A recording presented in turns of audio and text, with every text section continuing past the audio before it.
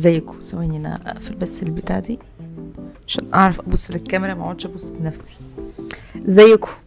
عاملين ايه؟ الحياه بعد كايرو كوميكس كانك شديت الفيشه كده. حاسه ان انا مش عارفه اخش في المود. كانت ورايا حاجات كتير قوي قبل كايرو كوميكس، بنسبه 90% الحاجات دي خلصت بتاعت كايرو كوميكس. المفروض بقى دلوقتي ارجع تاني ان اشتغل في الحاجات اللي المفروض تخلص، في شغلي الحقيقي، شغلي اللي هو بيجيب الفلوس، الشغل اللي الناس طالباه، الشغل اللي مفروض على الواحد، وان هو حياة. تمام. بس مش عارفة بقى تبليمة يعني. النهاردة ايه؟ النهاردة الاربع،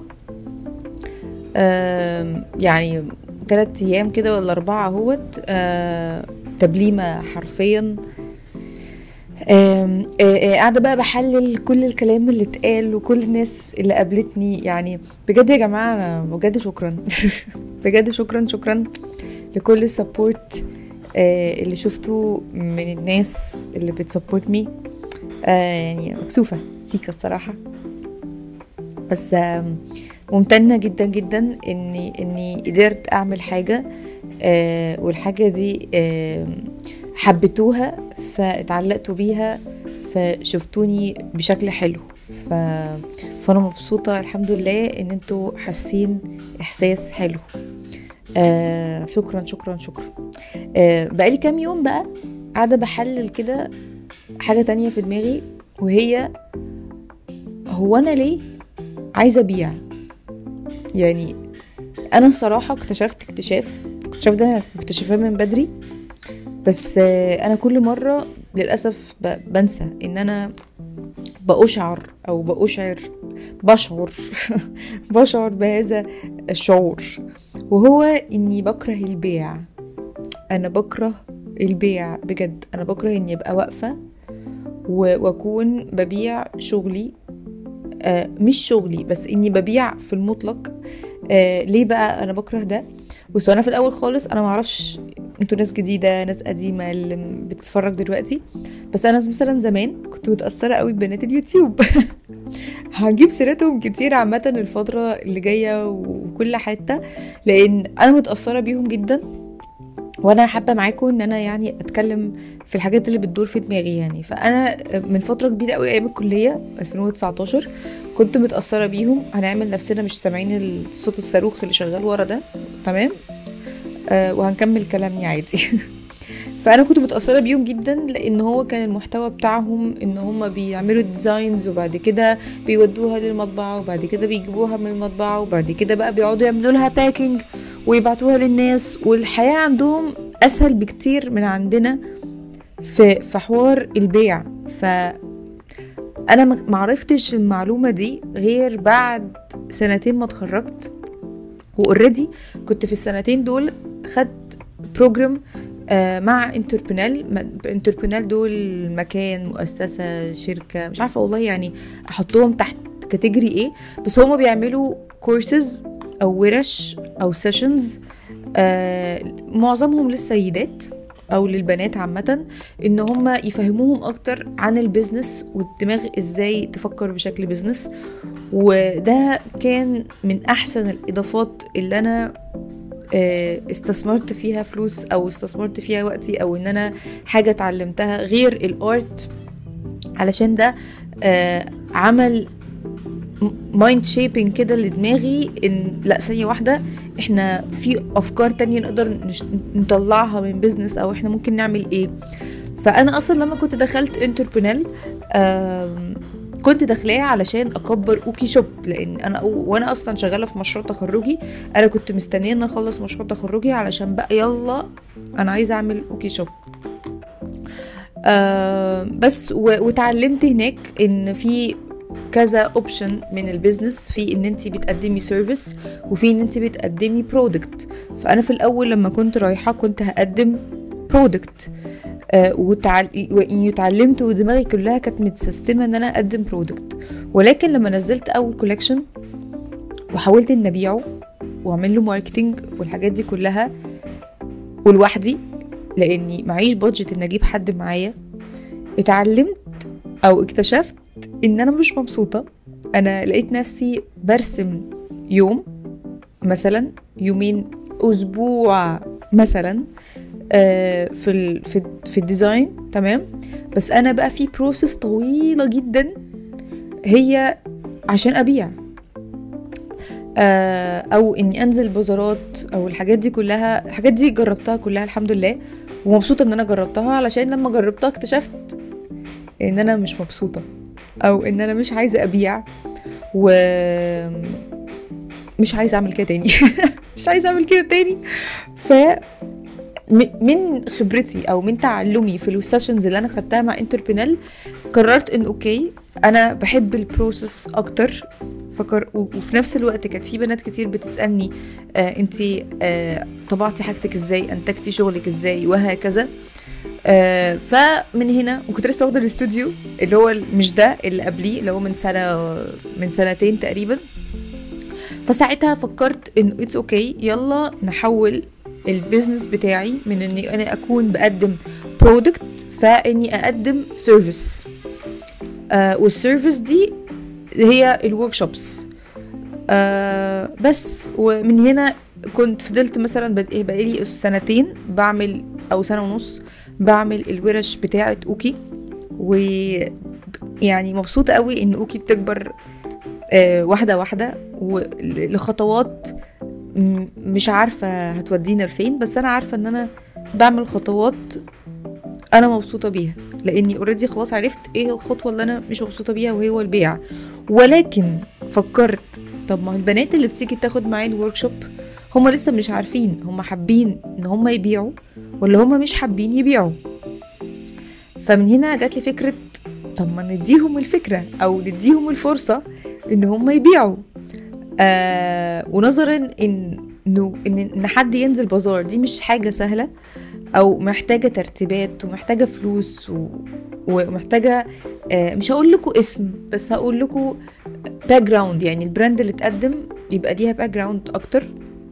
فحسيت ان اوكي لو وفرت ده من ضمن السيرفيسز اللي بتعملها في اوكي ستوديو، فحاسه ان هو تمام يعني يلا بينا. فجربناها في حدث فبراير اللي فات، وجربناها في كايرو فلي ماركت 2000 شهر 5، وجربناها دلوقتي في كايرو كوميكس. اول تجربتين كخريجين الوركشوبس ان هم يعملوا بازار، انا ما كنتش كاوكي بتنزل، انا كنت خلاص يا جماعه انا ما بحبش ده، تمام. وعارفه تمام، بس تقولوش بقى النفس، يعني النفس بجد اماره بالسوء، حاجه من جوايا كده. طب ما انت كان عندك برودكتس قديمه، طب ما تجربي، طب ما انت عملتي حاجات جديده، طب ما الناس ممكن تبقى حابه انها تقتني، ما يلا ايه ده طلعت في دماغي فجاه، ما تيجي نعمل بين، ما تيجي نعمل بين. فيلا نعمل بين. بصي يا شروق، ده انت الناس دلوقتي عارفاكي، وانت دلوقتي عامله بين ديزاين بتاعه كذا حد ممكن يعرف يريليت لي، فيلا بينا. بصي جسفي ويعملي كميه. صعب اللي انا عملته بقى، ده صعب، لان ده ادى ان اثناء ما انا في الايفنت انا كنت متوتره جدا، لان انا في البنز جزفت في حاجه انا نسيت او كنت ناسيه ان انا ما بحبهاش. بس فالايفنت للاسف هو كان حلو الحمد لله، مش للاسف، مش هو الحلو، ولكن اللي للاسف فيه اني انا كنت متوتره بسبب مرحله البيع، وبسبب مرحله بيع البنز تحديدا، لاني حطيت فيها فلوس وفلوس انا ما كنتش ناويه انها تتاخد مني الفتره دي، لان انا محتاجاها. وجزفت مره واحده كده وفي كميه يعني طش شباب. وما قدرتش او ما عرفتش ان انا استريح ذهنيا شويه غير لما بعت الكميه اللي تخليني اللي او مش اللي تخليني اللي جابت لي راس المال اللي انا حطيته في البنز، يعني اللي هو خلاص هي عدت المصاريف اللي اتصرفت على تكلفة البنز، فمفروض بقى ان الكمية الباقية لما تتباع تجيب بقى ارباح. يلا نبيعها بقى يا شروق. ما هو انا بقى مش حابة، انا ما بحبش. انا ما بحبش ومش عايزه. فدي يعني كانت كل الافكار اللي مسيطره عليا اليومين اللي فاتوا، ان ليه بجد يعني مركزتش وافتكرت وانخدعت بحماسي ان انا عملت وعملت وعملت وعملت وعملت ونسيت ونسيت انا بحب ايه وما بحبش اعمل ايه. ف مش عارفه انا بحكي لكم القصه دي ليه، بس يعني انا قلت لكم ان انا فاتحه يوتيوب عشان افضفض او يعني عشان اشارككم حاجات بتيجي في دماغي، لعل وعسى حد ممكن يستفيد او يريليت لاي حاجه انا ممكن اكون بقولها، لان ده من باب خبرتي يعني في حاجه، فبشارككم هذه الخبره. يمكن ما يعني كل واحد لما يتاكد ان في حاجه هو ما بيحبش يعملها يحاول انه ما يجازفش فيها وما يعملش زي تمام. يمكن انا دلوقتي مستريحه عشان زي ما قلت لكم الفلوس اللي حطيتها خلاص هي جت، يعني الفلوس اللي ما خسرتش، فخلاص انا كده تمام يعني، بس لسه ما كسبتش يعني فاهمه بس بس كده كفايه، اعتقد كفايه لهذا الفيديو، وممكن نعمل ايه تاني في الفيديو ده، تعالوا نشوف. طيب دلوقتي انا هحط المايك هنا كده علشان ابدا بقى علشان ابدا اوريكم الحاجات اللي جبتها من كايرو كوميكس. ماشي، اول حاجه جات لي جبت الصراحه من توث ديكاي بن من بوليمر كلاي اعتقد، فلقيت هذا ديوان الكروان، وهو تقريبا مجمع لكذا شعر او لكذا شعر برسومات مختلفة او رسم ناس مختلفة. حسيت الصراحة فينتج كده، كان اعمل كده اسهل، فينتج وطعمه حلو، يعني ما تسألونيش يعني ايه طعمه حلو، بس حبيت ان هو طعمه قديم كده وفكرني بحاجتي وانا صغيرة، فاتبسطت بيه قوي. ماشي، جبت هذا الستيكر من نوها بحر، هي مش مجلة، هي حاجة بس مش عارفة اطلق عليها ايه، هي مجلة على قصة على زين مش عارفة، بس عجبني الستايل بتاعها قوي، واكتر حاجة شدتني فيها بما اني واحدة هاوية للطباعة فكان عاجبني جدا الجزء ده، بس هو اصلا فعلا ده بس اللي بيلمع وقت القراءة. ودي زين من مريم مفتاح. مريم كانت احدى البنات خريجين ورشة المطبوعات معايا، وكانت عاملة الفريدة الزين الفريدة ديت كيوت. warning open this package will cause extreme happiness.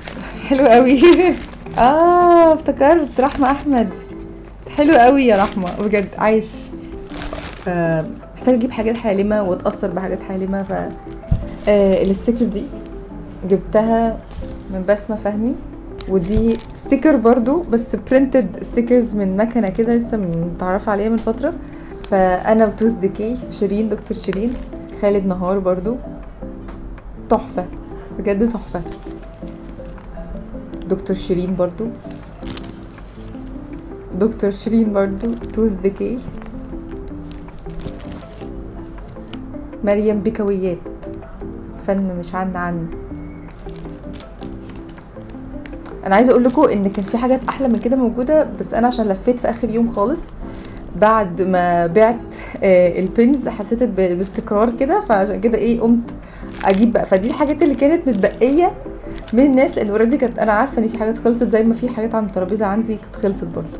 فالستيكرز دولت من ناصر جونيور، ودي كانت شيرين بتجرب اللوجو بتاعي هيبقى عامل ازاي. عجبني قوي الكارت بتاع محمد علي بكويات برضو. محمد علي بقى الصراحه نغنغني، يعني جاب لي او ادانا كميه حاجات انا ومريم. استني الاول بس اوريكم كذا حاجه، اوريكم احنا لما جبنا المجله بتاعته او الزين بتاعته اولا رسم لنا فيها تحفه بجد. جه بقى مع المجله دي كل الاشياء ديت، يعني تقريبا ادانا من كل اللي عنده. ده ستيكر من كرتونه مريم عبد اللطيف صاحبتي. ده بولا، بوستر من بولا جيفت برضو. ستيكر من نهى بحر. بصراحه انا مش فاكره ده اسمه ايه، بس كان عاجبني قوي الشغل بتاعه لانه كان فعلا مختلف عن كل سنه. اسمه اهو بوشو او احمد سليمان، رسام ومصمم. ستيكرز من مو علي، ستيكر من مو علي، ستيكر من مو علي ستيكر من مو علي، بوستر من مو علي، بوستر او سوري اسمه ايه مش فاكره. بوست كارد من مو علي، بوست كارد من مو علي، بوست كارد من مو علي، بوست كارد من مو علي، بوست كارد من مو علي، بوك مارك من مو علي. ودي كانت من مريم هاني، كانت عامله زين كوميك زين، كانت حلوه قوي السنه دي، ما لحقتهاش للاسف. مريم عبد اللطيف كرتونه، كرتونه مريم عبد اللطيف، مريم عبد اللطيف. سلوى معاها في كرتونه، هويدي كرتونه. احمد تقريبا احمد عبد المحسن، تقريبا اسمه عبد المحسن، يعني احمد عبد المحسن. اسلام امين. وبكده استنى وبكده اكون فرجتكم الحاجات اللي لحقت اجيبها او اللي لحقت اقتنيها السنه دي، بما اني ما لحقتش خالص. فعندي نوت بوك، شايفين البينك اللي ورايا دي اهي اهي اهي. النوت بوك دي بقى او الاجنده دي كانت بتاعه اجنده 2016، فعايزه اطلع بقى الستيكرز بتاعه السنين اللي فاتت والسنه دي، وابدا بقى اعمل ليها ديكوريشن.